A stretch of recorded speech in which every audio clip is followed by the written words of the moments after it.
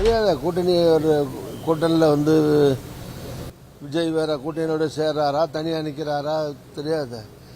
அதை பற்றி முழுமையாக தெரியாமல் எப்படி கருத்து சொல்ல முடியும்? அது ஒரு வேலையெல்லாம் இப்படி சேர்ந்தா என்னன்னு சேர்ந்தா தானே சொல்ல முடியும்.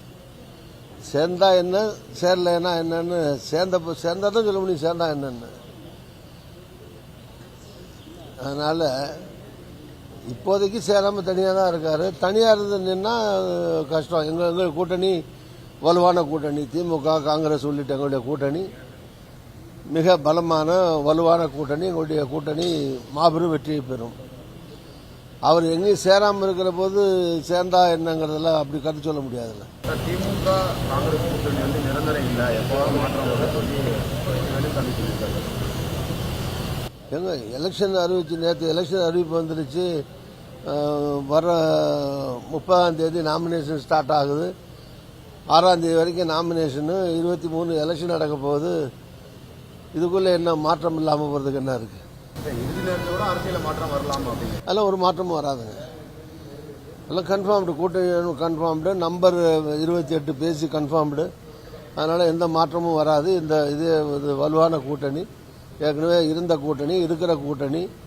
அதனால் இந்த கூட்டணி இந்த சட்டமன்றத்தை பொறுத்த வரைக்கும் எந்த மாற்றமும் எதுவும் வர்றதுக்கெல்லாம் வாய்ப்பு கிடையாது. கண்டிப்பாக கூட்டணி பலமாக இருக்குது, வலுவாக இருக்குது, ஒற்றுமையாக இருக்குது. ஒன்றும் பிரச்சனை இல்லை.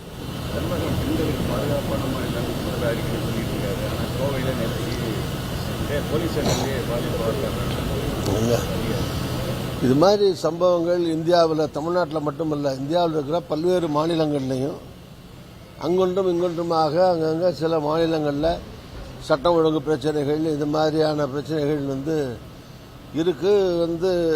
அது கண்டனத்திற்குரியது. காவல்துறை உரிய நடவடிக்கைகள் எடுக்கணும். துரிதமாக, வேகமாக, முன்னெச்சரிக்கையோடு செயல்படணும். அதெல்லாம் கரெக்ட் தான். ஆனால் இப்படி நடக்கிற 1-2 சம்பவங்கள் அங்கங்கே நடக்கிறத வச்சுக்கிட்டு மொத்தத்திலே சட்டம் ஒழுங்கு கெட்டு போச்சுன்னா சொல்ல முடியாது. தேர்தல் நீங்கள் போட்டிடுவீங்களா சார்? போட்டிடலாமா வேணாமா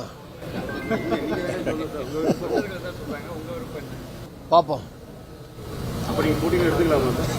இல்லை, பார்ப்போம்னா போட்டி போடணும்னு எடுத்துக்கலாம், போடலன்னு எடுத்துக்கலாம்ல.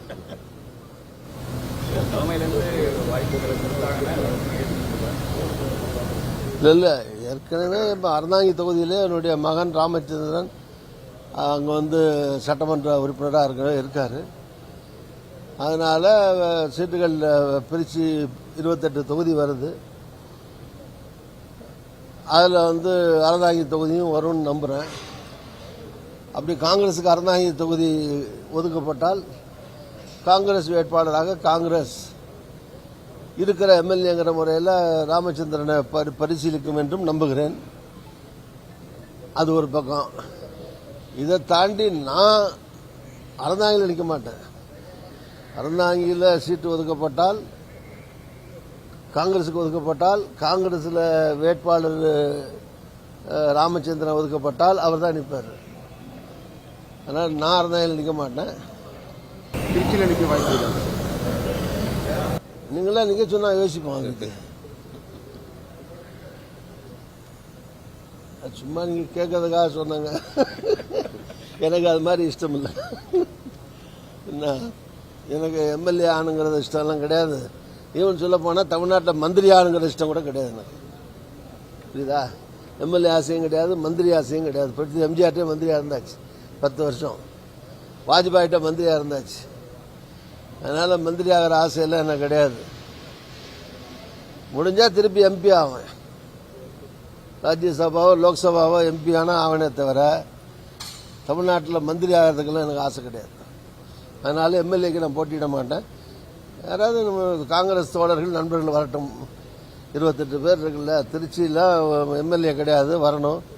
அந்த மாதிரி இல்லாத மாவட்டங்களில் இருக்கிற மாவட்டங்களில் எங்கெங்கே வாய்ப்பு இருக்கிற இடங்களில், தொகுதிகளில் பல ஆண்டுகளாக கட்சியில் கூட இருக்கிற தோழர்கள், காங்கிரஸ் இருக்கிற தோழர்கள் முடிஞ்ச இடங்களில் அவங்க வருவாங்க, வரணும்.